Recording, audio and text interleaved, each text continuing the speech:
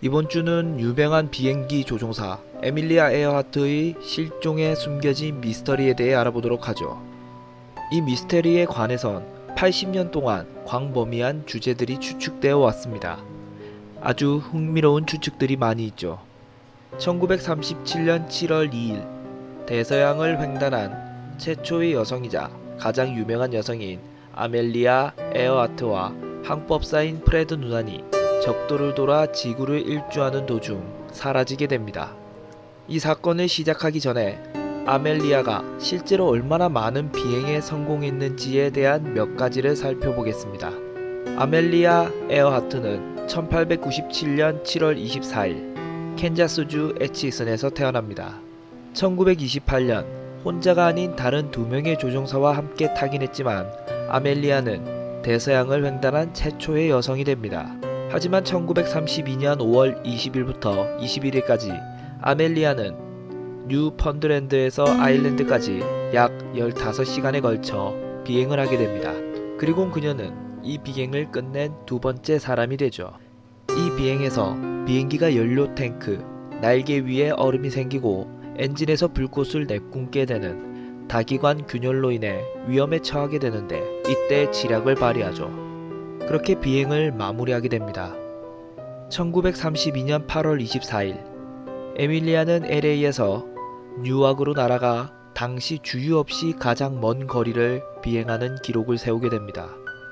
그녀는 또한 대륙 횡단 비행을 한 최초의 여성 조종사가 되었습니다. 그렇게 1937년 아멜리아는 물 위를 긴 유형을 이용해 적도를 따라 지그재그로 움직이며 지구를 도는 것을 목표로 하게 됩니다. 만약 성공하게 된다면 그녀는 세계를 비행한 최초의 여성 조종사가 되었을 것입니다. 아멜리아의 비행은 캘리포니아에서 시작하여 끝내는 약 40일에 걸쳐 29,000마일을 비행하여 산우안, 캘커타, 방콕을 포함한 20개의 지역을 들리는 것이었죠. 아멜리아는 당시 엘렉트라 트윈 엔진을 단 10인승 고성능 여객기인 로키트 10을 타고 비행을 했는데 이 여객기에는 기존의 200파운드가 넘는 연료를 실을 수 있는 특수 연료 탱크가 장착되어 있었죠.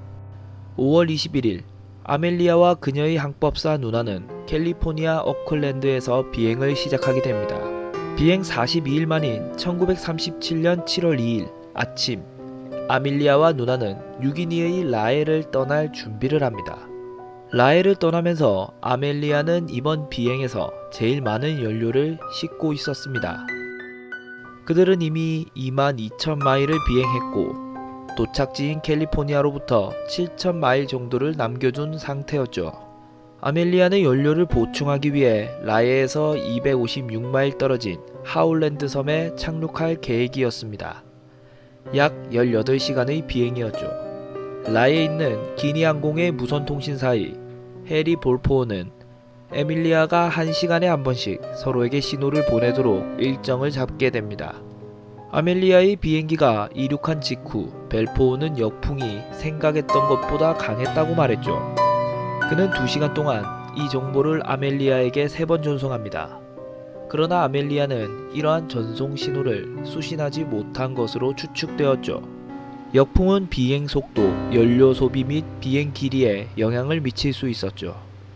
오후 2시 18분쯤 아멜리아의 송신이 마침내 라에에 있는 벨포어에게 수신되었습니다. 그녀는 140노트의 속력과 7000비트의 고도이며 모든 것이 괜찮다고 했습니다. 1시간이 조금 지난 후 아멜리아가 10,000피트까지 올라간다고 연락이 왔습니다. 이는 연료 사용 측면에서 비효율적일 수 있었죠. 왜 아멜리아가 고도를 높였는지는 불분명합니다.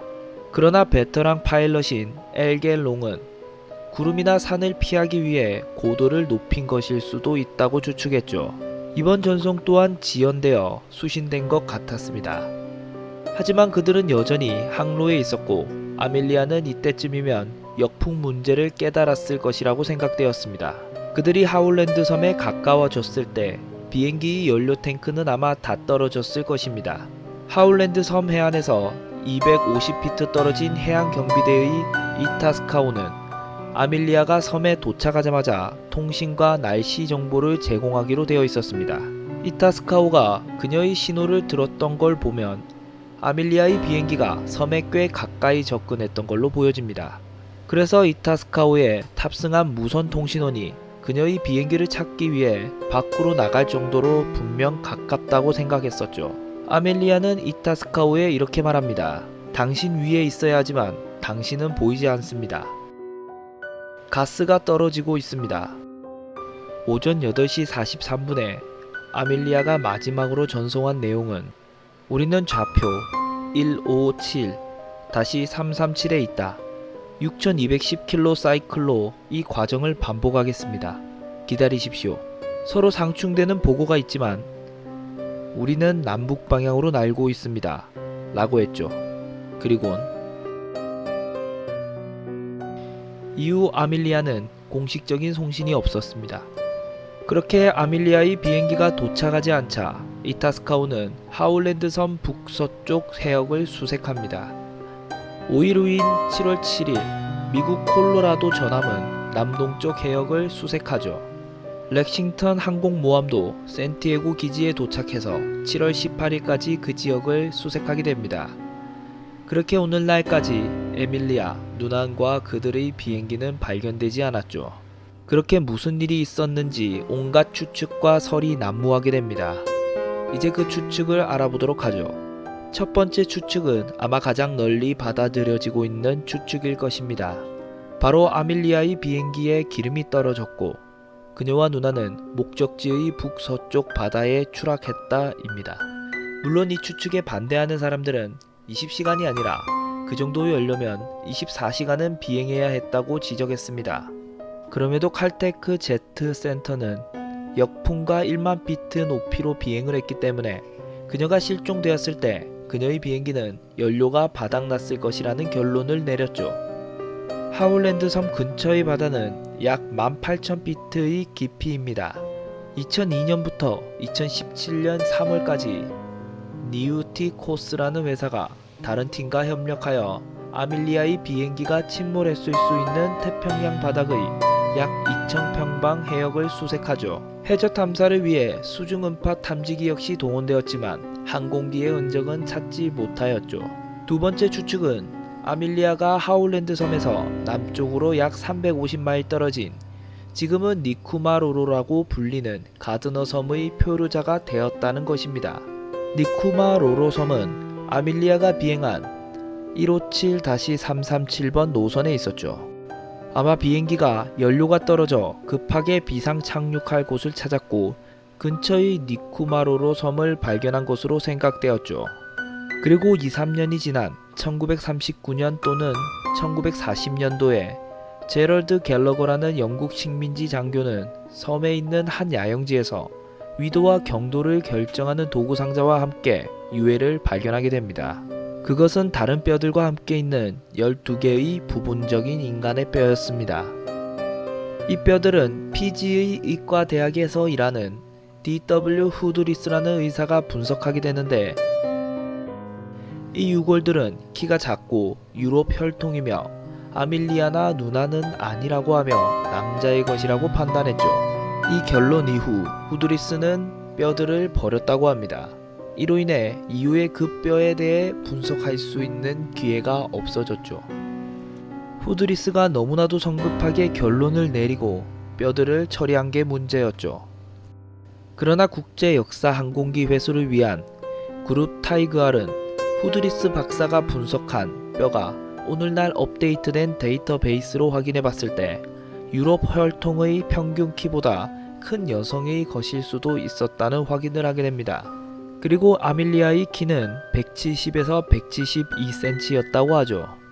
타이그알의 책임자인 릭 갈레스피에 따르면 섬의 일부 뼈만 남아있는 이유는 그곳에 사는 코코넛 개 때문이라고 했죠.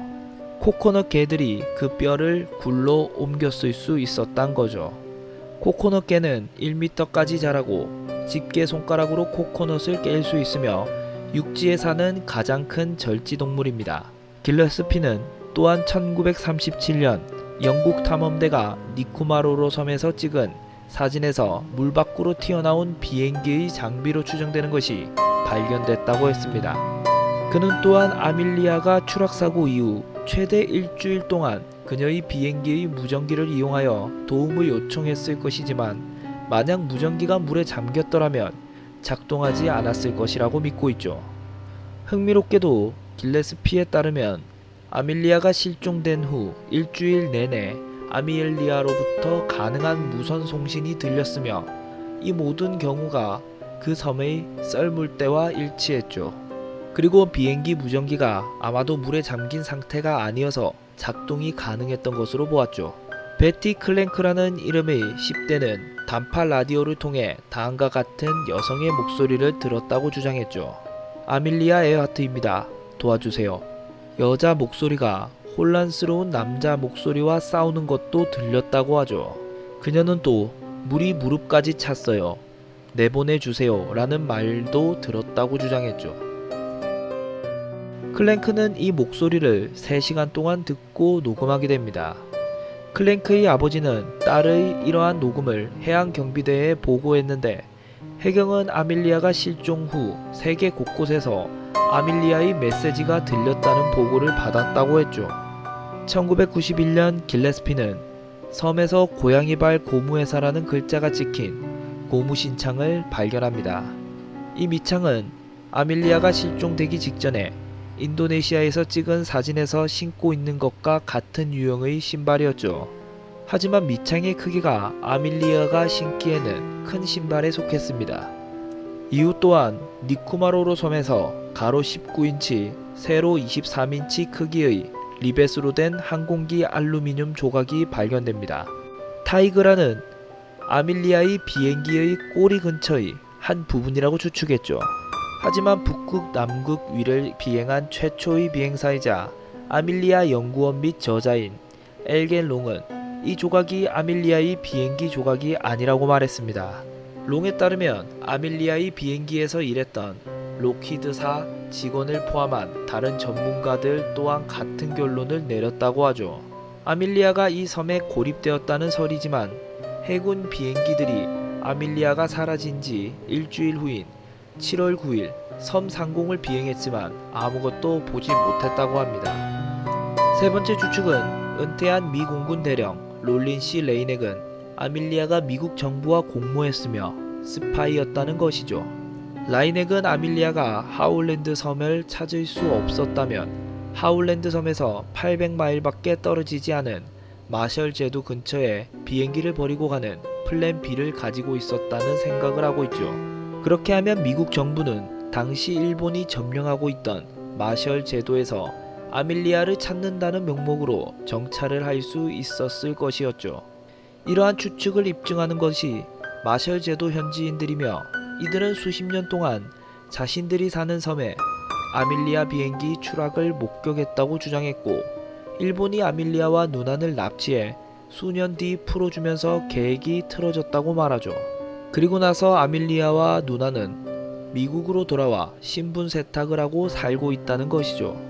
어떤 사람들은 아밀리아가 뉴저지로 거주지를 옮기고 이름을 아일린 크레이그 밀로 바꾸었다가 결혼을 한 후 아일린 볼람으로 바꾸었다고 주장하죠. 하지만 실제 아밀리아로 오해받은 볼람이 이 추측을 공유한 책의 출판사를 고소했기 때문에 아밀리아가 아일린 볼람이라고 생각하기에는 불가능해 보였습니다. 또한 타이그알에 따르면 딱히 닮지도 않았다고 합니다. 단순히 아밀리아의 사진을 40년 차이로 찍은 볼람의 사진과 비교하는 것은 아무런 의미가 없었죠. 그렇게 아일린 볼람은 1982년 세상을 떠났죠. 다른 추측은 마셜 제도에서 일본군에게 붙잡힌 후에 아밀리아와 누난이 처형됐다는 것입니다. 토마스 E. 데바인이라는 이름의 육군 중사는 1944년 7월 해방된 과거 일본령 사이판 섬에서 에밀리아가 있는 경락고를 지키는 미 해병대 일행을 만났다고 주장했습니다. 데바인은 또한 군인들이 아밀리아의 비행기를 파괴했다고 주장했죠. 게다가 마셜 제도의 부두에 있던 아밀리아와 누난의 사진이 국립문서 보관소에서 레스킨이라는 이름의 은퇴한 정부 조사관에 의해 발견되었다고 하죠. 이 사진은 여러 전문가들에 의해 분석되었는데 이들은 이것이 실종된 비행사들일 거라고 긍정적으로 추측했습니다. 불행히도 이 사진은 아밀리아가 사라지기 2년 전인 1935년에 일본 책에서 이 사진을 발견했다고 명백히 밝혀졌죠. 사진을 떠나서 많은 전문가들은 연료 상황으로 볼 때 아밀리아가 마셜 제도에 도착도 하지 못했을 거라고 주장했죠. 네 번째 추측이자 마지막 추측으로 넘어가면 우연이든 아니든 간에 미국 정부와 결탁하여 외계 생명체와 접촉했다입니다. 확실히 이 이론은 뭔가 비현실적이죠. 결국 많은 사람들은 아밀리아가 단순히 충돌로 인해 추락하고 죽었다고 믿고 있습니다. 하지만 여전히 이 추측들 중에 맞는 추측이 있었는지는 알 수 있는 방법이 없죠. 비행기나 시체가 발견되기 전까지는 아밀리아 에어하트 사건은 미스터리 상태로 남을 것 같습니다.